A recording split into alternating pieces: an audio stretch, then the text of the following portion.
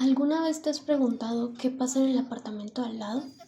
¿Qué pasa en ese edificio de oficinas por el que pasas todos los días cuando vas a tu trabajo? ¿Te has preguntado si en el parque en el que paseas a tu perro es realmente seguro? Hoy hablaremos de Futoshi Matsunaga, un hombre que si conocías en persona te daría la idea de ser una persona segura y tranquila, pero que de puertas para adentro escondió una vida llena de acontecimientos que perturbarían al Japón de los años 2000.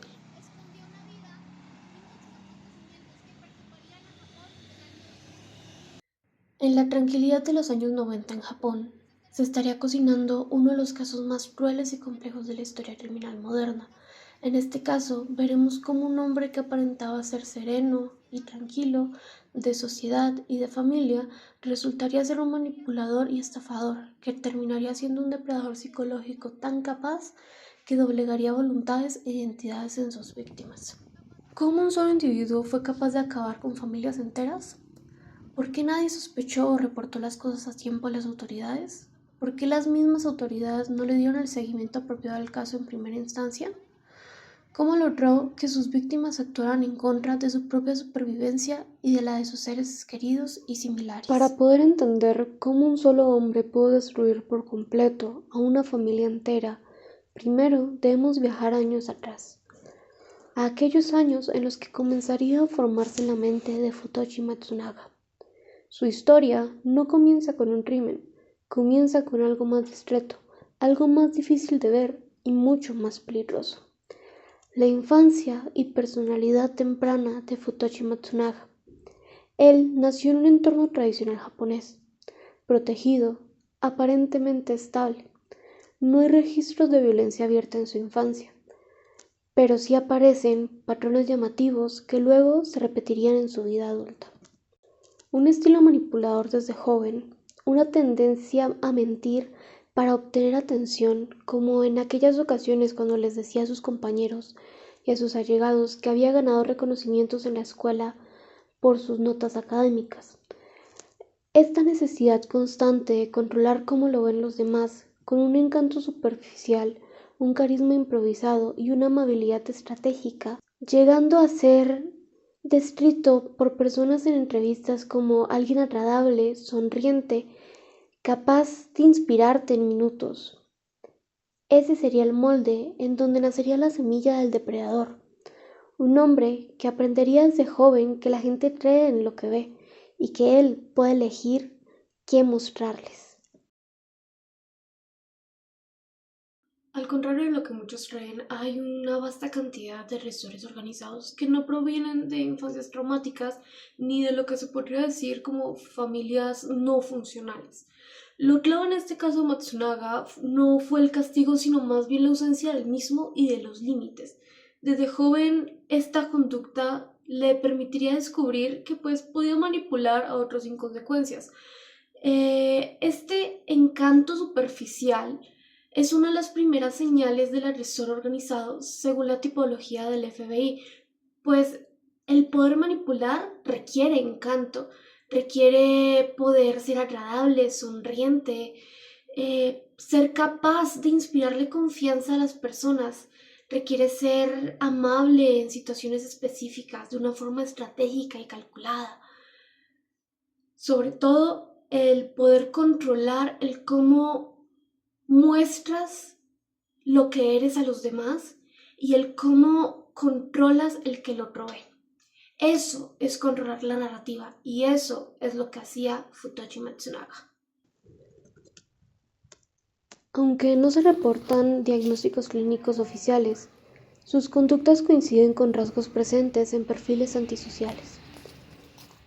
Rasgos como la manipulación interpersonal, la ausencia de remordimiento, el uso del afecto como una herramienta, mas no como un vínculo, este encanto superficial, la necesidad constante de dominio, las mentiras calculadas y útiles y las conductas sádicas camufladas bajo disciplina.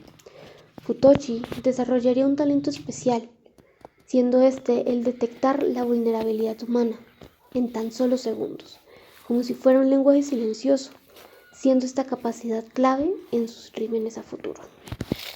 Cuando analizamos estos rasgos de Futoshi, se puede ver un patrón típico del agresor de poder y de control. Según Holmes, él no buscaría matar por impulso, este tipo de asesino, sino que buscaría someter, moldear y poder dirigir vidas ajenas. Este sería como el punto más peligroso de este perfil, pues Futoshi y estos asesinos no actuarían al azar. Tendrían una capacidad casi intuitiva de leer la debilidad emocional de cada persona. Y una vez que la pudieran identificar, ya sabrían exactamente cómo entrar en sus cabezas. La empresa World. World sería el laboratorio de manipulación donde nacería su método de operación. Antes de convertirse en asesino, Futoshi necesitaba algo, practicar, entrenar y refinar su sistema. Y encontró el escenario perfecto, la empresa Word, en donde reclutaba jóvenes para vender futones con un supuesto sistema de vida. Esta empresa, heredada por parte de su padre, sería el lugar perfecto para desarrollar un tipo de manipulación sofisticada, calculada y peligrosa. Las diferentes fuentes de información investigadas describen varias prácticas dentro de Word que son fundamentales para entender sus futuros crímenes. Futoshi iniciaba primero con una selección de víctimas. La regla que él mismo enseñaba era: encuentra a alguien ingenuo, alguien bondadoso y obediente. Ese era el perfil de su recluta ideal. Este patrón aparece en absolutamente todas sus víctimas posteriores. Después a esto llegaba el aislamiento emocional. A los reclutas se les pedía cortar contacto con su familia, con sus amigos y con antiguas redes de conexión emocional. Solo debían relacionarse con Ward. Esta técnica de aislamiento reaparecería años después en la llamada mansión Miyagino. La siguiente fase sería la supervisión constante y castigos encubiertos. Dentro de esta empresa Word, Futoshi ya hacía diferentes tipos de humillaciones corresivas. Metía culpas inducidas, tareas absurdas y una manipulación espiritual, con frases como: si fallas, tu energía está sucia. Word no era un negocio, era un escenario de ensayo. Aquí Futoshi aprendió lo más valioso para un depredador: cómo quebrar a una persona sin tocarla. En criminología llamamos a este tipo de espacios estructuras de adoctrinamiento blando. No son sectas declaradas, pero funcionan de una forma muy parecida, si no idéntica. Estas controlan el entorno, moldeando la conducta, creando dependencia emocional. En el caso específico de Matsunaga, World, esta empresa no fue un negocio, no fue una oportunidad para ganar dinero para él, sus allegados, su familia, ni para sus trabajadores. Fue un laboratorio. Ahí él probó y experimentó diferentes técnicas de control, el cómo funcionaban y cuáles debería perfeccionar. Si unimos estas prácticas con la tipología de Holmes, podemos ver un agresor de poder y de control que se estaría formando. No necesita violencia física para someter. Matsunaga no la necesitaba. Su arma principal era la psicología. El tener el control, el ser el jefe de estos hombres, de estas personas. World fue la antesala de un sistema coercivo que pasaría de lo laboral a lo abusivo y de ahí a lo letal. Ahora vamos a hablar de la entrada de Junko Ogata. Junko Ogata llega a la vida de Futoshi como una joven emocionalmente vulnerable. Su personalidad era tranquila, pasiva, acostumbrada a complacer a otros, y para un manipulador entrenado, eso la convertía a ella en una presa perfecta. En la entrevista lo dice así: no podías obedecerlo, él te hacía creer que todo era culpa tuya. Junko se convertiría entonces en su pareja, en su asistente, en su testigo, en su víctima y en la puerta de entrada hacia otras víctimas. Porque cuando un agresor organizado encuentra a alguien como Junko, lo que identifica no es amor, sino una herramienta criminal.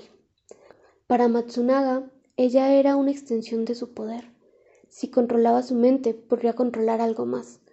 Controlar a Junko significaba controlar a toda su familia. Esto es típico del agresor de poder y control. Según Holmes, no buscan cómplices, buscan instrumentos. A partir de esto, podemos construir el perfil criminológico oficial para Matsunaga, empezando por el perfil emocional, siendo una persona calculadora, no impulsiva, fría bajo presión, con una capacidad para planear semanas o incluso meses, caracterizado por un encanto superficial que usaba de forma instrumental. La frialdad bajo presión es una de las marcas del asesino organizado según la tipología del FBI. Estos no improvisan, no entran en pánico y cada reacción está pensada para mantener el control, incluso en los momentos más críticos. Entre los patrones cognitivos se encuentra la justificación moral constante, el uso del castigo como una corrección, la percepción de superioridad intelectual y la creencia de que las víctimas son responsables de su propio sufrimiento. Según la JB Press, basados en su entrevista al escritor Kazumitsu Ono, él sabía exactamente cómo hacerlos sentir culpables. Otro aspecto importante es el estilo interpersonal.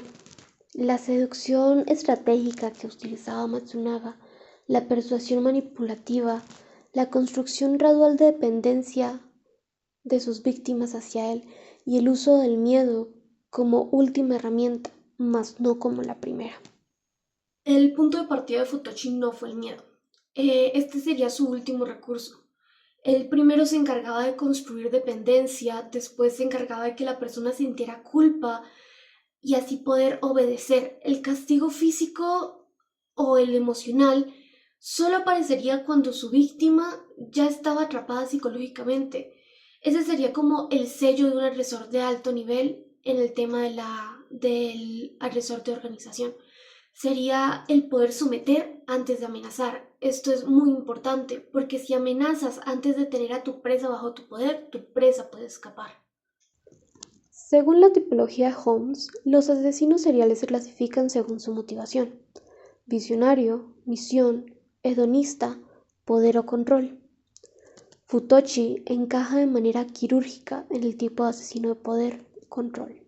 ¿Por qué encaja de forma tan específica Futoshi en este tipo de asesino?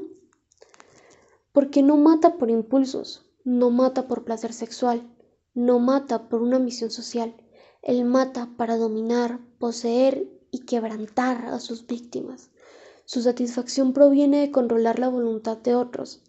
El crimen es la culminación de un proceso psicológico, mas no el inicio. Toda su vida fue una preparación para esto.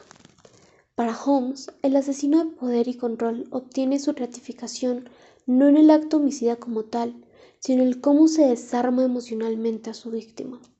Matsunaga no necesitaba sangre, necesitaba obediencia absoluta.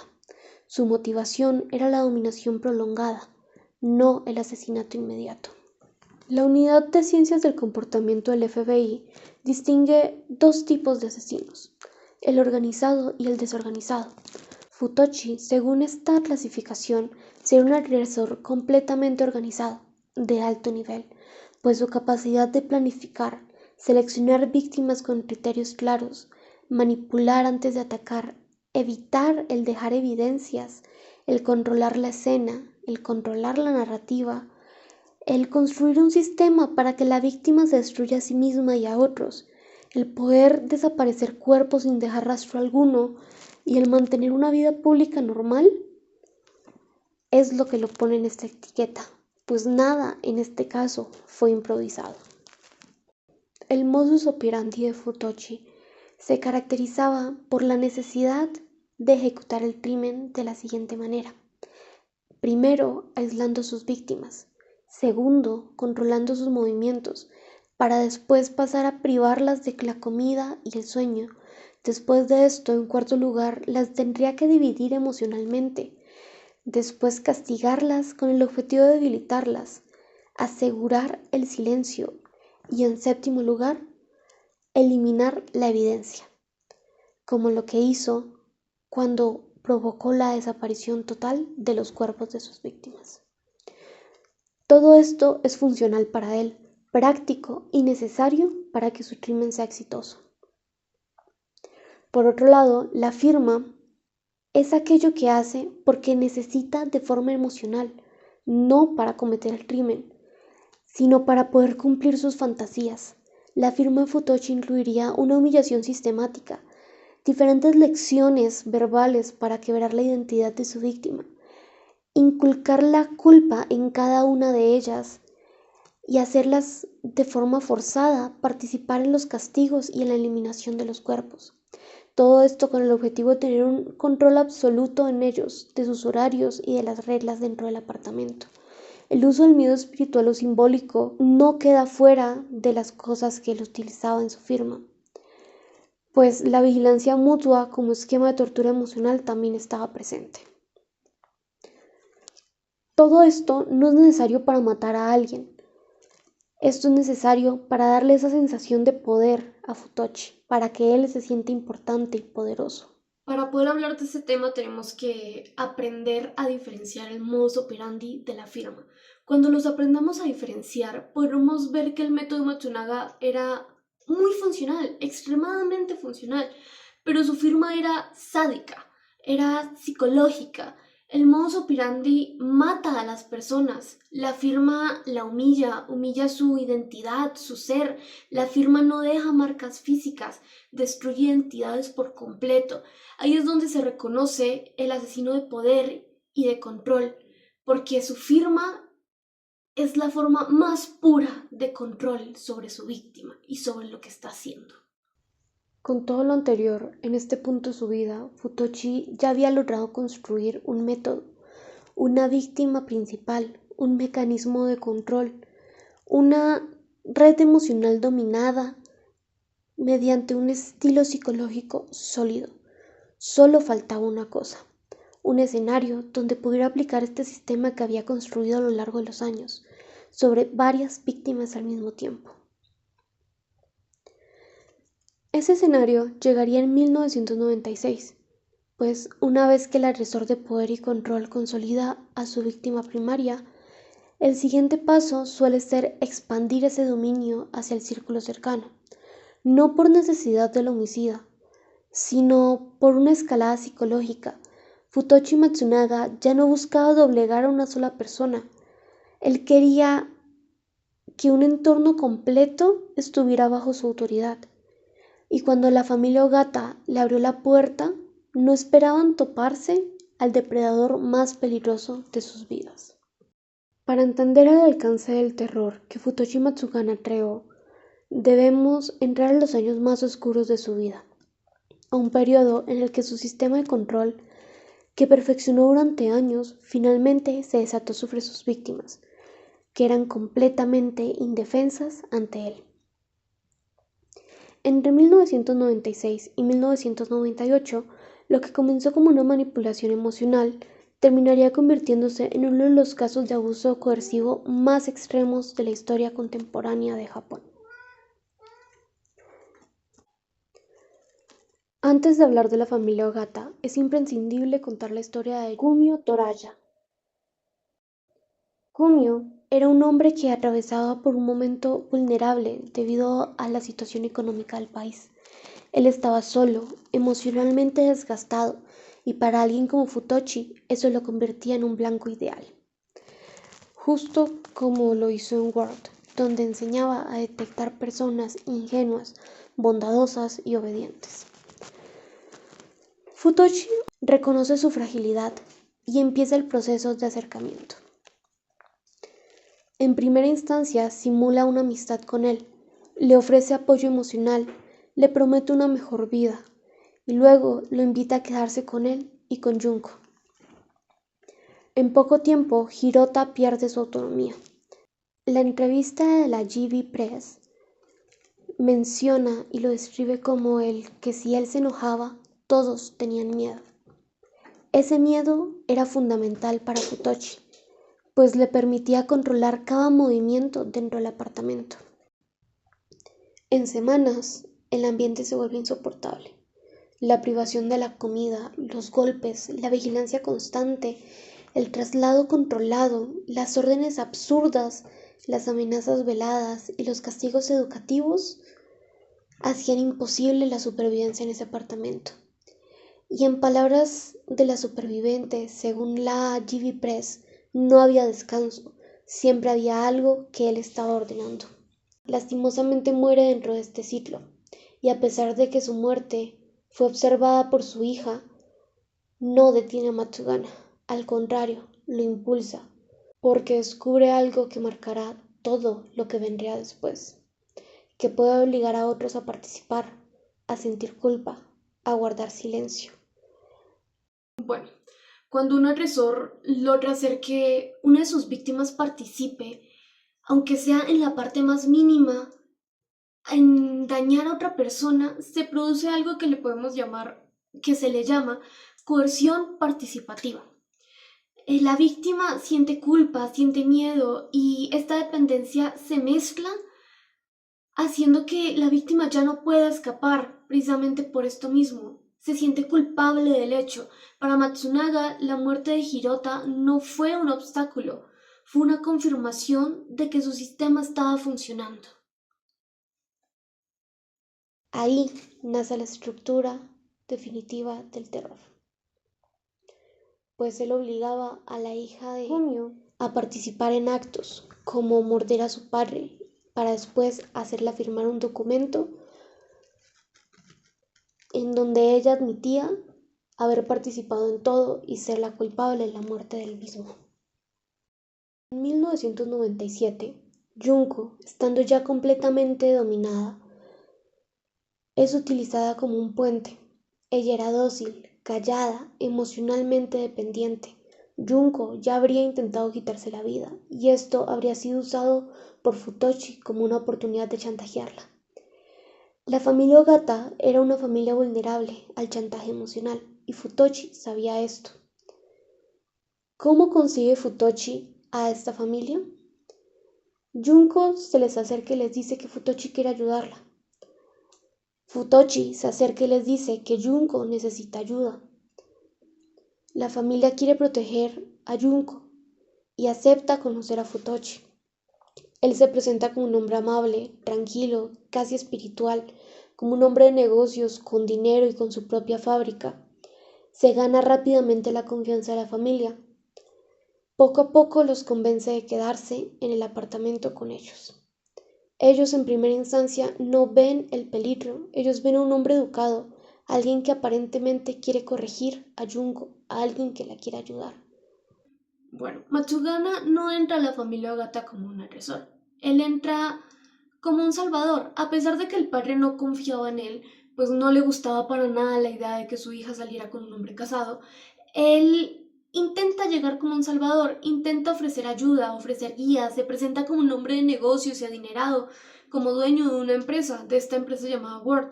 Esto es típico del manipulador de alto nivel. Y una vez obtiene esta confianza de sus víctimas, establece control. Este proceso se llama inducción de dependencia afectiva. La víctima cree que lo necesita, cuando en realidad él la está aislando, algo que pasó muy fuertemente con Junko. En este mismo año se realizaría el encierro definitivo, el traslado a la llamada mansión Mihagino. La familia completa, Takashige, Chizumi, Reiko, Kazuya y los dos niños de este matrimonio llegaría a este apartamento, y una vez allí comenzaría la fase más brutal de este caso. Diferentes fuentes de información coinciden con una rutina diaria, como el que todos debían sentarse en fila, el que nadie podía hablar sin permiso y el que no había un descanso real para ellos. Se castigaba a uno para poder controlar al grupo.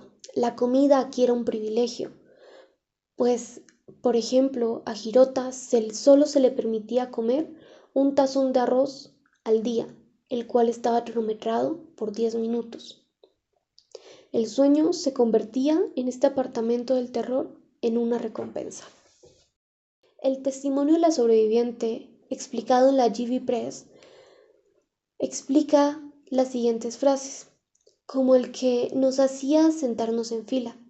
nadie podía hablar sin permiso, o nos obligaba a vigilarnos entre nosotros. Estas frases no describen violencia física solamente, describen una ruptura psicológica. La vigilancia mutua destruye la confianza. Todos son policías acá, todos me pueden hacer daño. Cuando no confías en tu hermana, en tus hijos o en tus padres, o en tu esposa o en tu esposo, el victimario se vuelve tu único punto fijo en esa realidad. Y ese es el objetivo de un agresor de poder y control. Lo que conocemos como la mansión Mijagino funcionaba como un sistema de control total. El FBI llega a calificar esto como un entorno coercivo cerrado, donde el agresor puede controlar todos los aspectos de sus víctimas, como la comida, el sueño, la socialización y el movimiento. Lo más devastador sería la vigilancia mutua. Cuando haces que las víctimas se supervisen entre sí, rompes por completo la unidad familiar y se elimina toda la resistencia posible. En ese momento, la única figura sólida es el agresor. Era ese momento exacto y ese lugar en donde Matsugana quería tenerlos. Sin duda, la parte más cruda de esta historia es la progresión a la muerte y el cómo este hombre destruyó a las personas que tenía secuestradas bajo su techo.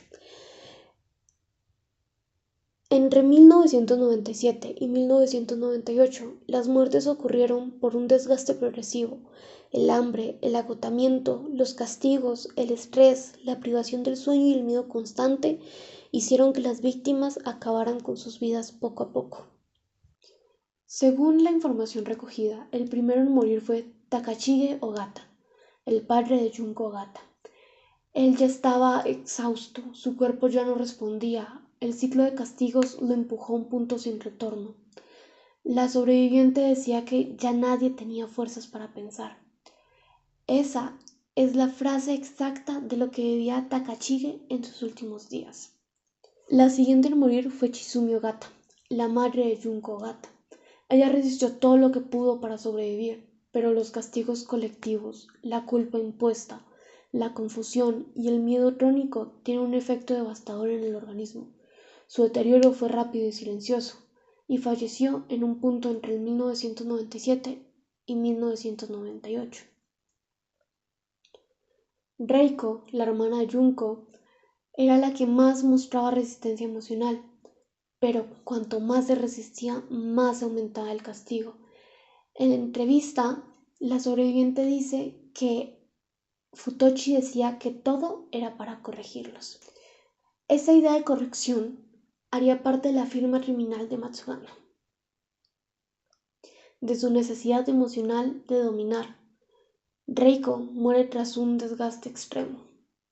Kazuya, el esposo de Reiko y el cuñado de Junko, vivió por lo mismo, una privación del sueño prolongada, comida controlada, golpes, electrochoques, una humillación constante y vigilancia por parte de los demás. Su cuerpo no resistió.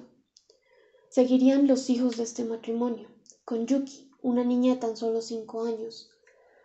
Lamentablemente, los niños no estaban fuera de este sistema de torturas, estaban dentro de él. En la entrevista se menciona que los niños también tenían miedo. Ese miedo los paralizaba, les prohibía llorar, les prohibía resistir, y eventualmente Yuki no logró sobrevivir a este apartamento.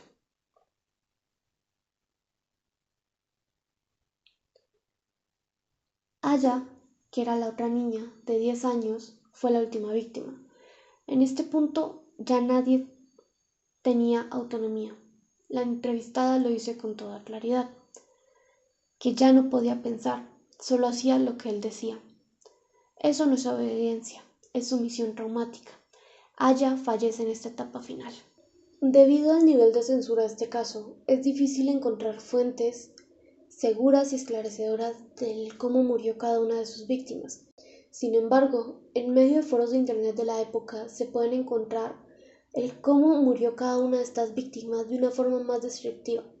Por ejemplo, empezando por Kumio Toraya, de 34 años, quien moriría el 26 de febrero de 1996 debido a torturas, inanición y descargas eléctricas. principalmente infligidas por Matsugana, con complicidad y coacción implícita de Junko Ogata.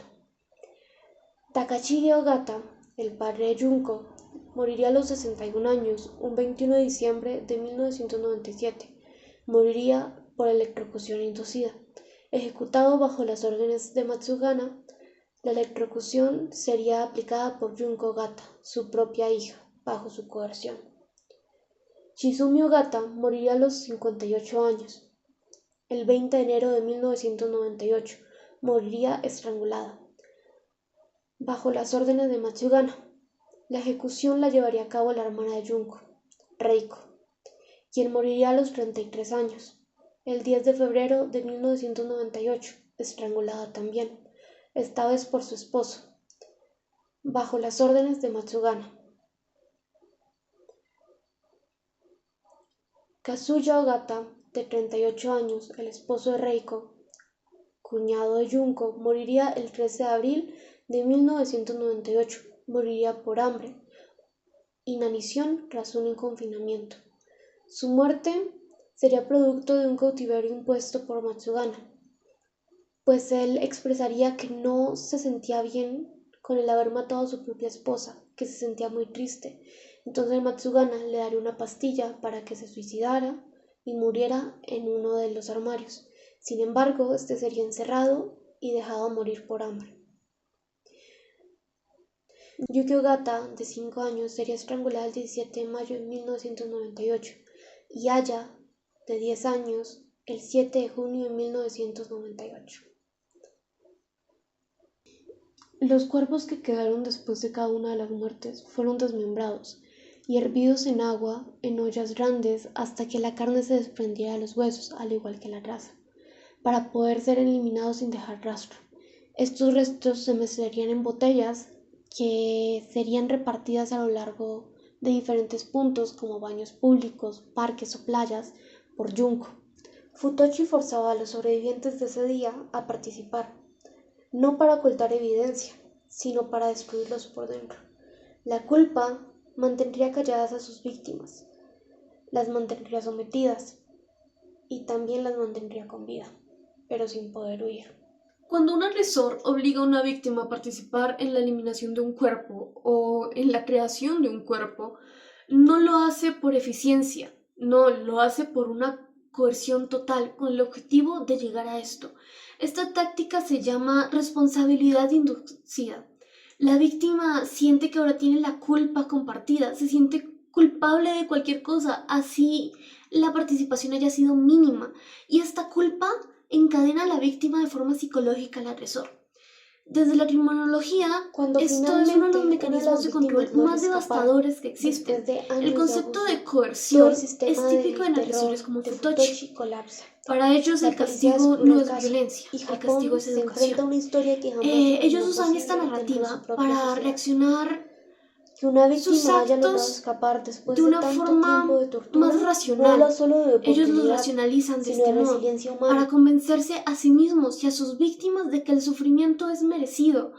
Es una forma de tortura psicológica que busca hacerse pasar por algo moral. Lo que vemos aquí no sería una serie de muertes aisladas, sino el resultado de un sistema de desgaste controlado, donde cada víctima caería una vez que su cuerpo y su mente estuvieran quebradas.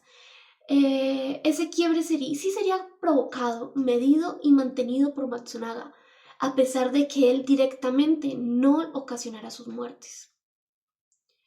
Desde la perspectiva forense, esta sería una de las formas más extremas de coerción prolongada. En especial en Japón, un país que se vende como un país bastante seguro. En este tipo de casos, la causa real de la muerte no es un golpe específico. Futoshi no los apuñaló, no les disparó, no los ahorcó. Todos ellos sufrieron esto entre ellos mismos por la pérdida total de autonomía, tanto física como emocional. Cuando finalmente una de las víctimas logra escapar, después de años de abuso, todo el sistema de terror de Futoshi colapsa. La policía descubre el caso y Japón se enfrenta a una historia que jamás imaginó posible dentro de su propia sociedad. Que una víctima haya logrado escapar después de tanto tiempo de tortura no habla solo de oportunidad, sino de resiliencia humana. En sistemas coercitivos tan cerrados, huir es casi imposible, no por barrotes, sino por el miedo, en especial para una niña que habría sido criada hasta su adolescencia bajo este sistema de terror. La fuga rompe psicológicamente al agresor, porque su autoridad absoluta, que sería su fantasía central, se vería desplomada en segundos. Para comprender por qué una familia entera cayó bajo el control de un solo hombre, no basta con analizar al agresor. También debemos mirar a las víctimas, no para juzgarlas, sino para entender cómo funciona el poder en manos de un manipulador experto. Esta es la dimensión humana del caso, la más dolorosa, la más importante. La pregunta no es ¿por qué no escaparon? La pregunta aquí es ¿qué condiciones creó Futoshi para que escapar fuera psicológicamente imposible para sus víctimas? Matsugana diseñó un entorno en el que cualquier ser humano, bajo suficiente miedo y culpa, habría quedado atrapado. Las víctimas de Futoshi no eran débiles, no eran ingenuas y mucho menos carecían de inteligencia. Simplemente vivían situaciones que cualquier ser humano podría experimentar, como lo es la preocupación familiar, la necesidad de proteger a un ser querido, la vulnerabilidad emocional, el deseo de ayudar, el miedo al conflicto y la dependencia afectiva. Junko Gata, por ejemplo, ya vivía con inseguridades internas. El testimonio lo deja en claro. No podía desobedecerlo. Él te hacía sentir que todo era culpa tuya, como ya se dijo anteriormente. Esto no es fragilidad, es un mecanismo psicológico universal. La culpa inducida rompe la capacidad de resistir. La familia Ogata entró al círculo de Matsugana, intentando proteger a Junko. Este instinto protector fue manipulado hasta convertirse en una trampa. Si vemos la teoría de la victimología clásica y la aplicamos, podemos ver que las víctimas primarias fueron todos y cada uno de los miembros de la familia Ogata sometidos directamente al abuso. Además, claro, de Kumio y su hija. Las víctimas secundarias serían los niños, que dependían emocionalmente de los adultos, eran vulnerables por su edad y vivieron con el miedo constante, siendo estos, por ejemplo, los hijos que habrían tenido Futoshi y Junko. Los niños también tenían miedo, igual que nosotros. Se vería escrito en la entrevista. Las víctimas terciarias serían las familiares, amigos y la comunidad que nunca volvió a ver a estas personas, a esta familia completa. Personas que quedarían emocionalmente impactadas por el crimen. Cada víctima en esta historia tiene un punto de entrada diferente. Kumio sería una víctima seleccionada por su vulnerabilidad emocional, un blanco ideal para un manipulador. Futoshi detectaría esta fragilidad exactamente igual que en World. Junko sería su víctima elegida por su personalidad pasiva y su necesidad de aprobación, convirtiéndose en su pareja forzada en sus crímenes, su asistente y su herramienta emocional. La familia Ogata en general serían víctimas relacionales, pues caerían por la conexión con Junko en las trampas de Futoshi. No fueron elegidos al azar, fueron elegidos porque Matsugana sabía que estas personas harían cualquier cosa por proteger a Junko y a su familia. Esta clasificación primaria, secundaria y tercera nos puede ayudar a ver el daño que ocasionó este hecho, este crimen en capas, pues el crimen de Matsunaga no solo destruyó a quienes estaban dentro del apartamento, generó un trauma expansivo que afectó a todos los conectados, emocionalmente o no, con la familia Ogata. Fue un caso tan impactante que el mismo gobierno tuvo que poner censura en los medios de comunicación para que no se causara un estado de conmoción general en Japón, para que otras personas que vieran este hecho no intentaran replicarlo tampoco. Podemos ver que Ogata logró identificar a una persona llamada la llave. Este tipo de persona sería, como dice su nombre, una llave hacia un grupo entero de personas. Él ya no buscaría una familia, ya no tendría solo a una persona, él buscaría una red, a la familia completa.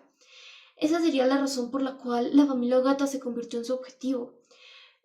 No era por quienes eran, él no quería a la familia Ogata por quienes eran individualmente, él los quería por lo que representaban en la vida de Junko.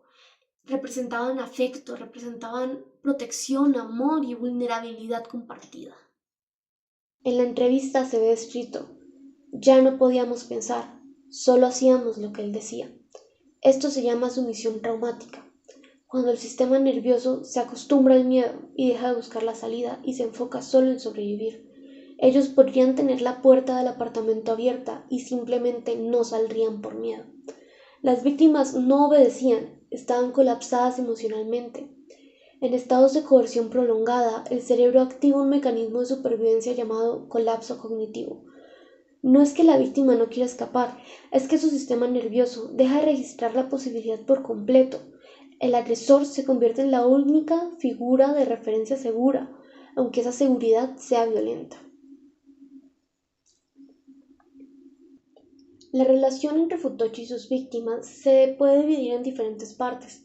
Por ejemplo, la dependencia emocional inducida, donde Matsugana hacía que cada víctima pensara que necesitaban su guía, que todo el sufrimiento que ellos tenían era por culpa de ellos mismos y que él era la única salida.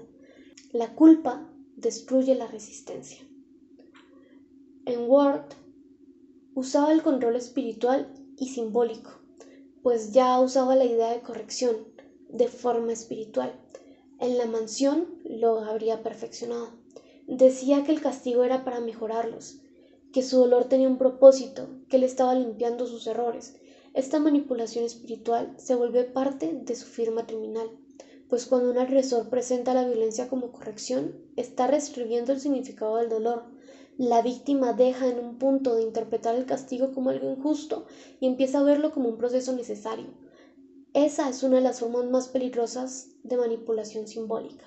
Seguiría la destrucción de vínculos internos, en donde él obligaba a las víctimas a vigilarse entre ellos.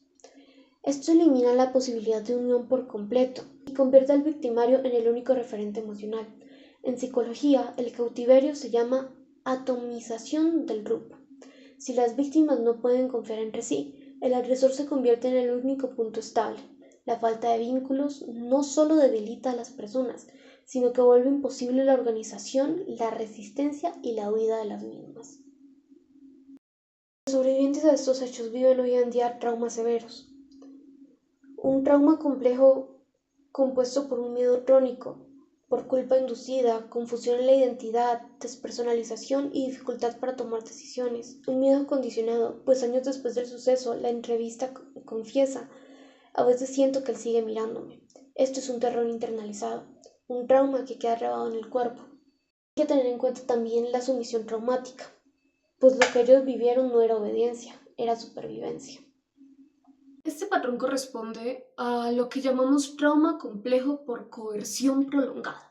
A diferencia del trauma puntual, aquí la identidad se puede ver fragmentada poco a poco.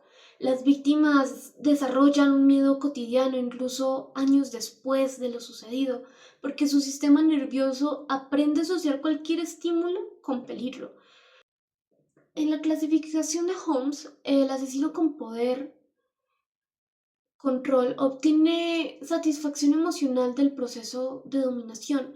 Esto coincidiría punto por punto con el comportamiento de Futoshi Matsunaga. Cada regla, cada castigo, cada humillación reforzaba su sensación de superioridad. Asimismo, por su carácter metódico y estratégico, se puede distinguir a Matsunaga no solo por planificar el crimen, sino el cómo él planificaba cada fase de la destrucción emocional. Para el FBI, este nivel de control sostenido puede indicar una orientación completamente depredadora. Volviendo a la tipología de Holmes, se puede catalogar a Futoshi como un asesino de poder-control, porque su motivación no era matar, era dominar, como se dijo anteriormente.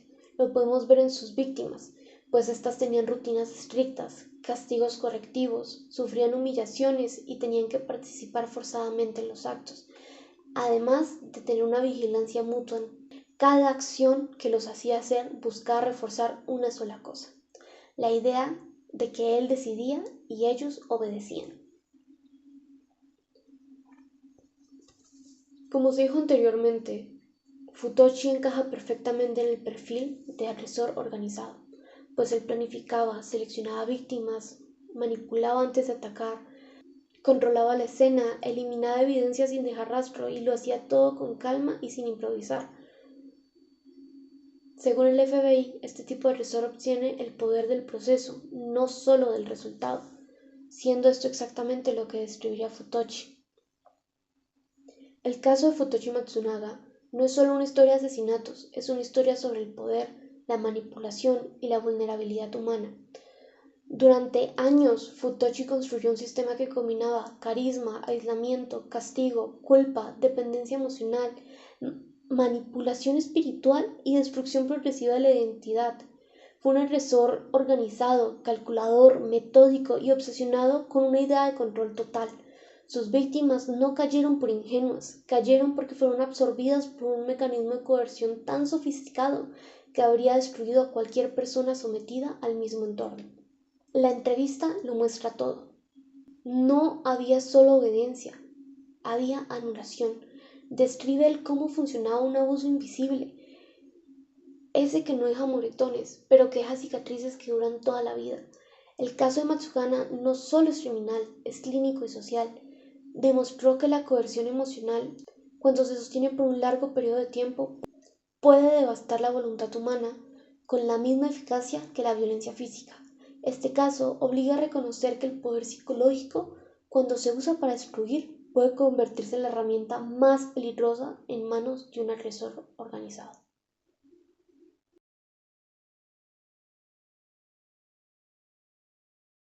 Siento que lo más difícil al analizar este caso a nivel emocional fue la niña, la sobreviviente, la que logró escapar en su adolescencia, porque ella entró a esa casa muy chiquita y a diferencia de los otros niños que pues no salieron de ahí, que también es algo muy triste, ella va a tener que vivir toda su vida con eso y literalmente fue criada en ese entorno. Entonces siento que fue como lo más duro saber que hay una muchacha allá afuera intentando vivir su vida cuando fue criada, literalmente fue criada bajo un entorno que le enseñó que todo lo que podía hacer podía recibir un castigo, que tenía que comer en horas específicas, a tiempos específicos, que no tenía derecho a hacer nada, que debía, como se le dice acá en Colombia, que debía sapear a otros si hacían algo que el que está en el poder consideraba que estaba mal, que no podía escapar y tampoco podía decir que no. Entonces, pensar en las situaciones que eso, el nada más no poder decir que no a algo, la pueden llevar a sufrir en su vida, simplemente se me hace muy duro. Eso a nivel emocional. Ya a nivel de mientras, como, no sé, como investigadora, siento que la parte más difícil fue la búsqueda de información, por lo mismo de que es un caso muy censurado y todas las cosas que yo ya sabía previamente del caso, hay muchas que no pude utilizar porque no encontré una fuente que pudiera estar traducida al inglés o al español que dijera exactamente las cosas que yo necesitaba decir. Entonces, eso fue un poco muy complicado. Duré una semana buscando información y a último momento, gracias a Dios, me salió la entrevista a la GV Press del escritor que pues entrevistó a la sobreviviente, a una de las sobrevivientes y pues me ayudó muchísimo esa entrevista, pero aún así fue muy difícil porque mucha de la información está en foros de los 2000 que o son foros personales o son foros de periódicos amarillistas como The Sun y pues era información que no podía usar si quería hacer un trabajo verídico. Mi percepción de la criminología con este proyecto no puedo decir que haya cambiado mucho porque desde pequeña veo mucho contenido de casos reales, de asesinatos y todo esto por parte de mi mamá. Entonces, siento que este caso en específico no cambió mucho mi percepción de la criminología, sin embargo, la asignatura sí, porque todo el enfoque que yo he llevado viendo a lo largo de mi vida estos casos de asesinatos, pues han sido enfocados en el asesino y en lo que hizo, más no en sus víctimas y las cosas que ellas pues van a pasar una vez pasados los hechos, las cosas que ellas van a sufrir, tanto mental como físicamente. Y siento que esta asignatura me ayudó a poder enfocarme más en la victimología y entender que la víctima no es solo el que sufre los hechos directamente, sino también lo son sus familiares, sus amigos e incluso la sociedad en la que vive.